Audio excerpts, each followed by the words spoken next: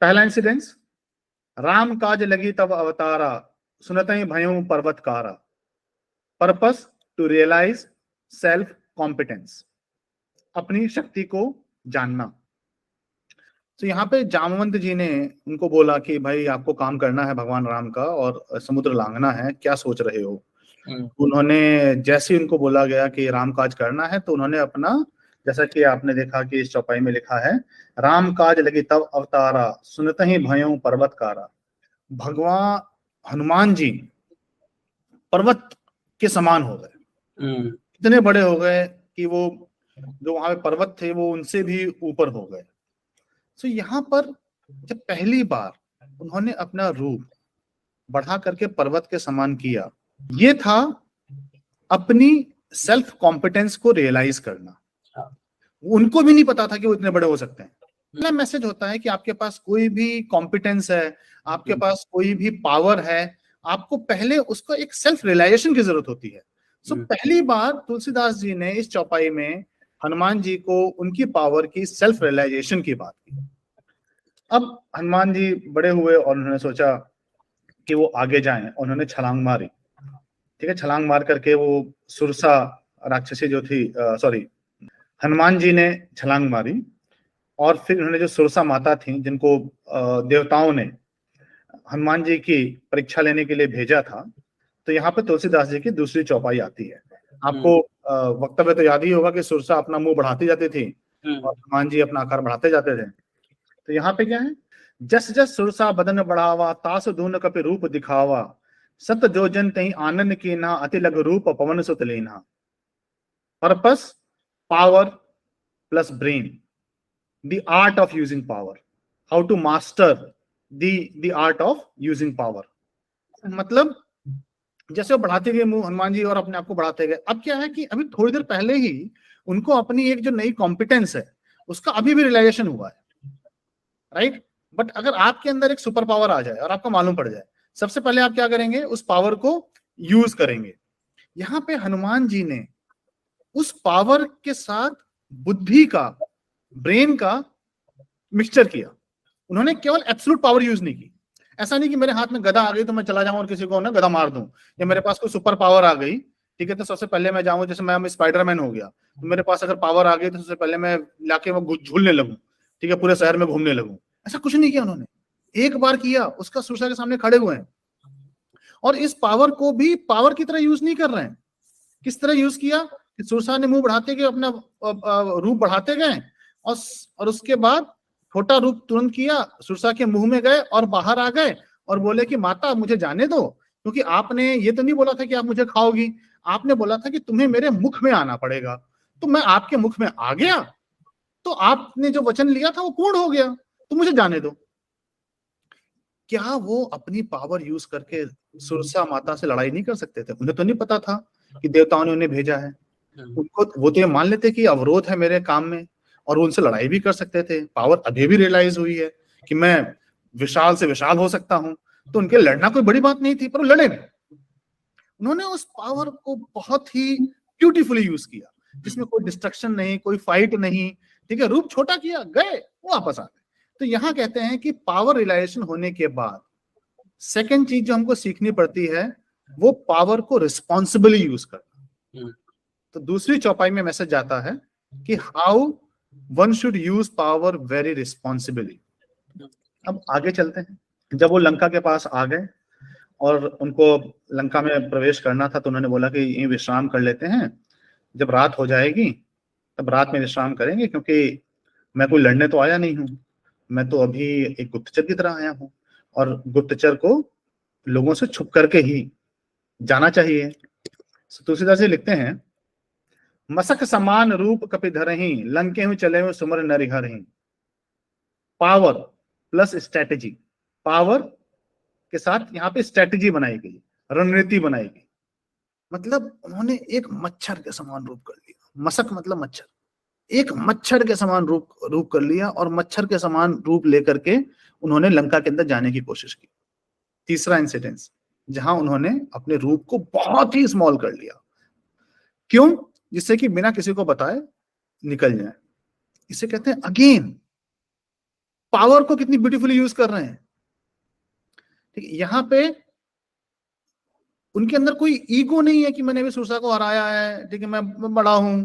ठीक है, वो कह रहे हैं कि नहीं भाई, ये काम तो कूटनीति का है, ये काम तो चोरी छुपे ही करना चाहिए। तो यहाँ पे उन्होंने पावर को अलग तरीके से यूज किया, अपने रूप को बहुत छोटा करके चोरी से जाने के लिए। ठीक है, से चुपचाप निकल जाए।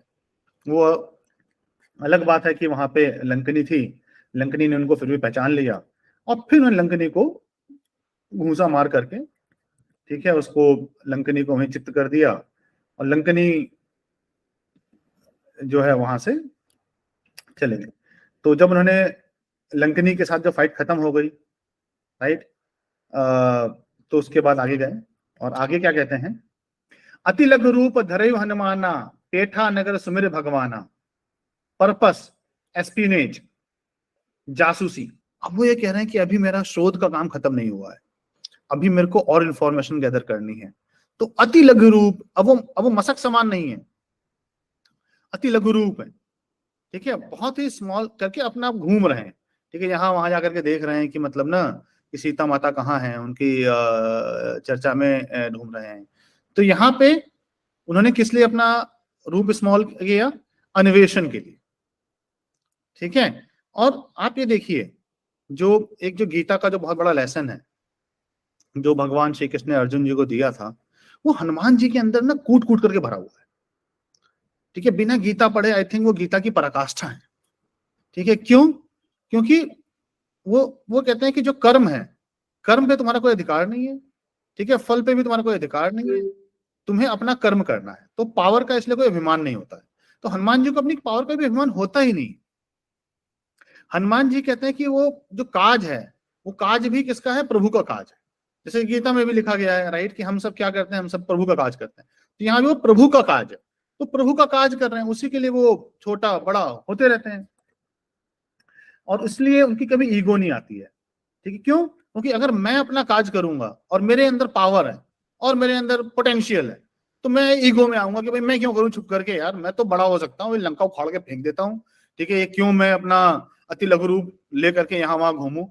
बट वो कह रहे नहीं नहीं नहीं नहीं, प्रभु जी ने लड़ने नहीं भेजा है, प्रभु जी ने केवल और केवल इन्फॉर्मेशन लाने के लिए भेजा है। तो दो मेरे पास पावर है कि मैं बड़ा हो सकता हूं, बट मैं अपने पावर को छोटा ही रखूंगा। और इसलिए यहाँ पे इन्होंने अपनी पावर का चौथा यूज किया, जिसे कहते हैं अन्वेषण। अब इसके बाद वो अशोक वाटिका पहुंचते हैं, ऊपर से मुद्रिका डाल देते हैं और सीता जी के सामने आके खड़े हो जाते हैं। सीता जी पहचानती हैं कि राम के दूत हैं, बात होती है। अब सीता जी के मन में डाउट होता है। डाउट ये होता है कि राक्षस बड़े बलवान हैं, ठीक है, तुम इतने सीधे साधे बंदर हो, छोटे से ऐसे ना हाथ जोड़ के तुम ना, तो भगवान की राम की जो सेना है उसमें सब तुम्हारे ही समान है क्या? ठीक है, क्योंकि यहाँ तो देखो बहुत बड़े बड़े राक्षस हैं। ठीक है, तो मेरे मन में बड़ा भ्रम हो रहा है। तो हनुमान जी ने क्या किया, सुनिएगा, कनक भूधराकार शरीरा, समय भयंकर अति बलबीरा, purpose to eliminate doubt of Mata Sita, उनके भ्रम को दूर करना। पावक जरत देखि हनुमंता, भयु परम लघु रूप तुरंता, अट्टहास करी गर्जा कपि बड़े लाग आकाश। Purpose weaponising the power, power को एक वेपन की तरह यूज करना। अपने शरीर को कनक के समान, सोने के समान शरीर को विचित्र, बड़ा, विशाल, ऐसा कि मतलब ना कि सीता जी को देख करके लगा कि अरे ये तो मतलब क्या ही पावर है। और उनको तब सीता जी के मन को भरोसा हो गया कि हाँ, ये कोई दिक्कत की बात नहीं है। ठीक है, ये है। अब इस बार जब उन्होंने अपने शरीर को बड़ा किया, क्यों? सीता जी का भय दूर करने के लिए किया। आप ब्यूटी देखिए, उनको सुपर पावर रियलाइज हुई है, हर बार अलग पर्पस के लिए यूज कर रहे हैं। अशोक वाटिका में जाकर के उखाड़ सकते थे, फिर नहीं उखाड़े। ठीक है, बाद में किया, बट अभी तक तो नहीं किया। अभी भी उन्होंने अपनी पावर से, जो हमारे दिमाग में क्या आता है, पावर का पहला यूज क्या आता है हमारे दिमाग में, डिस्ट्रक्शन। पावर का पहला यूज आता है मैनिफेस्टेशन। ठीक है, यहां मैनिफेस्टेशन का फॉर्म देखिए आप, 4 बार मैनिफेस्ट हो चुकी है पावर, पर 4 में एक बार भी लड़े नहीं, किसी से कोई लड़ाई नहीं कर रहे हैं अभी। ठीक है, वो पावर को एक, और इसीलिए कहते हैं कि बल बुद्धि विद्या निधान, कि वो उनके अंदर बल नहीं है, बुद्धि और विद्या भी बहुत उसका मिश्रण है। तो यहाँ पे उन्होंने किया, सीता जी के मन से डाउट, सीता जी के मन में संशय रह गया, तो इनके लिए आने वाला समय जो है ना बहुत कष्टकर होगा, तो इनका मैं संशय दूर कर दूं, लड़ना मुझे अभी भी नहीं, इनका मैं संशय दूर कर दूं कि जब ये सेना आएगी तो आप जीत जाएंगे। फिर आगे चलते हैं।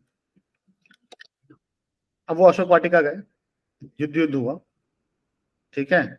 अब अशोक वाटिका में लड़ने के लिए भी अपना रूप विशाल कर सकते थे, नहीं किया, जहां जरूरत है वहां किया ही नहीं। अब तुलसीदास जी तो ऐसा ही लिखते हैं, एक भी चौपाई नहीं आती है कि जब अशोक वाटिका में, ठीक है, वो अक्षय कुमार आया और भी जो राक्षस आए, उनसे लड़ने के लिए उन्होंने अपना रूप ही अपना नॉर्मल लड़ रहे हैं। मतलब जहां पे अपनी मतलब जैसे मैं बोल रहा हूँ ना कि हमारे अंदर पावर है तो हम सबसे पहले उसको जिसके लिए यूज करें उसके लिए यूज ही नहीं कर रहे। ठीक है, उसने बांध दिया, मेघनाद ने ले गए वहां पे, ठीक है, फिर भी रूप बड़ा नहीं कर रहे हैं, रावण के सामने भी खड़े हैं, न छोटा कर रहे हैं न बड़ा कर रहे हैं, उसने पूंछ में आग लगा दी भाई, उसके बाद भी कुछ नहीं कर रहे हैं।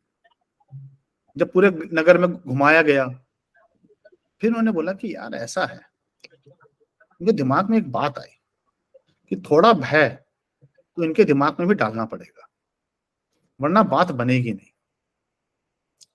तो कहते हैं कि एक काम करते हैं, वैसे तो मैं दूध बन करके आया था, तो मैं ऐसा कुछ नहीं करता, भले मेरे पास बल था, पौरुष था, बट मैं ऐसा कुछ नहीं करता, बट चूंकि अब इन लोगों ने मुझे बंदी बना दिया है, बात खुल चुकी है, और इनको ये लग रहा है, इनको ये लगेगा कि हमने बंदर को जो है ना बंदी बना करके उसकी पूंछ में आग लगा करके, सो इससे जो मेरे प्रभु राम है, ठीक है, उनकी जो उनका जो कारज है, ठीक है, वो सही डायरेक्शन में नहीं जाएगा, तो इस टाइम पे मैसेजिंग देने की जरूरत है। तो फिर वो अपना रूप बड़ा करते हैं और बड़ा करके पूरी लंका को जला देते हैं। आई थिंक ना तुलसीदास ने लिखा नहीं है, बट उन्होंने जो लंका जलाई थी ना, तो उन्होंने बड़े रूप में जलाई थी, लघु रूप से वो केवल जो है ना वो आजाद हुए थे। विकट रूप धरी लंका जरावा, जब लंका जल गई, काम खत्म हो गया, तो अब क्या हुआ, पूंछ बुझाए खोय श्रम धरि लघु रूप बहोरी, जनक सुता के आगे ठाड़ भयों करी जोर। पर्पस, ह्यूमिलिटी, हम्बलनेस, सब कुछ करने के बाद भी एक बड़े ही सामान्य तरीके से, एक बड़े हम्बल तरीके से खड़े होना, एक एक एक मतलब ना एक कतरा भी ईगो नहीं, जिसे मैं बार बार रिपीट कर आपको फिर रिपीट कर रहा हूं, गीता, हनुमान जी से बड़ा गीता का कोई जीता जागता उदाहरण नहीं हो सकता है। अर्जुन तो पूरी महाभारत में शंका में रहे थे, हनुमान जी निष्काम कर्म के परफेक्ट एग्जाम्पल है। निष्काम कर्म क्या होता है, ये है हनुमान जी, और वो गीता बिना पढ़े ही उनके हर एक्शन में गीता का जो लेसन है, जो गीता का जो पाठ है, वो झलकता है। इसलिए वो किसी भी चीज का प्राइड लेते ही नहीं है, वो काम करते हैं, खत्म हो जाता है, नॉर्मल हो जाता है। तो यहाँ पे वो दोबारा लघु रूप होकर के सीता जी के सामने आकर के हाथ जोड़ के खड़े हो गए।